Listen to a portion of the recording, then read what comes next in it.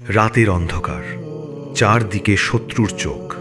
কিন্তু সেই ভয়ঙ্কর মুহূর্তে এক তরুণী এমন কিছু করলেন যা ইতিহাস বদলে দিল। তিনি ছিলেন এক সাহসী নারী, আসমা রাদিয়াল্লাহু আনহা। যখন হিজরত চলছিল, রসূল সাল্লাল্লাহু আলাইহি ওয়াসাল্লাম এবং আবু বকর রাদিয়াল্লাহু আনহু সাউরের গুহায় আশ্রয় নিয়েছেন।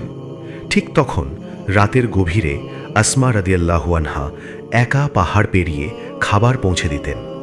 ভাবতে পারেন, চারদিকে শত্রু, তবুও তিনি থামেননি। এমনকি একদিন খাবার বাঁধার জন্য কিছু না পেয়ে নিজের কোমরের বেল্ট ছিঁড়ে দুই টুকরো করে ফেললেন। সেই থেকেই তার নাম হয় জাতুন নিতাকাইন, দুটি বেল্টের অধিকারিণী। এই গল্পটা আমাদের একটা জিনিস শেখায়: সাহস মানে ভয় না পাওয়া না, সাহস মানে ভয় থাকা সত্ত্বেও আল্লাহর পথে দাঁড়িয়ে থাকা। আপনি কি পারতেন এমন মুহূর্তে সাহস দেখাতে?